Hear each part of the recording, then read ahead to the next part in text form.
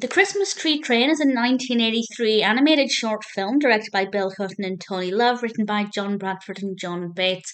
And this is actually a Chucklewood Critters film, and I don't think I've seen anything else with the Chucklewood Critters. I could be wrong, but nothing's coming to mind.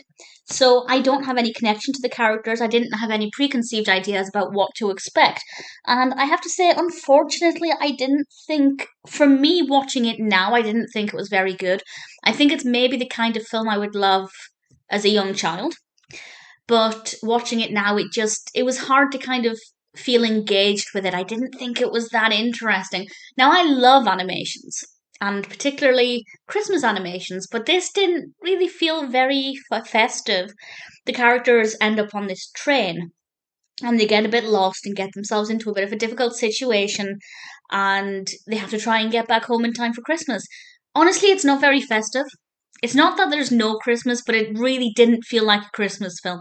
So if you're looking for an animation to put you in the Christmas spirit, I'd say the Christmas Tree Train, it's quite a mouthful of a title. The Christmas Tree Train is not really one for that. There is Christmas in it, but not as much as I'd perhaps hoped or even expected.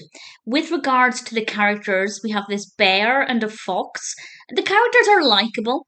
I certainly didn't dislike them, but I wasn't so enthusiastic about them. I thought they were fine. They were okay. I think a fox and a bear, it's a really good combination. It works really well, and I can see them being the leads of Chucklewood Critters. I'm assuming that's the case. They definitely work well together as protagonists. With regards to the narrative itself, it's fine.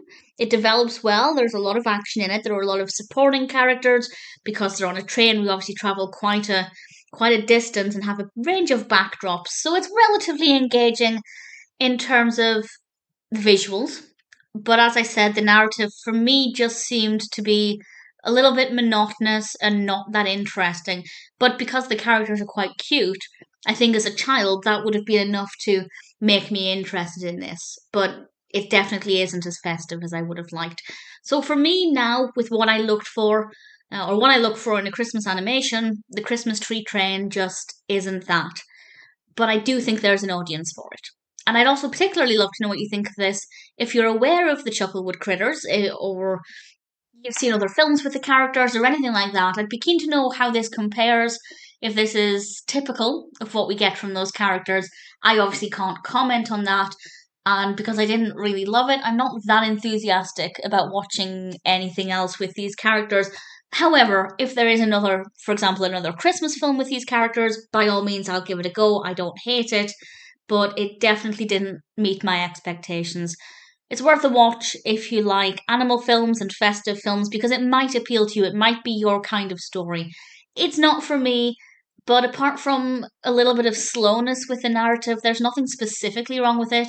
And as I said, the animation is lovely, the backdrops are lovely, the characters are quite likable. So, all things considered, I think it's an okay film, but just not one for me.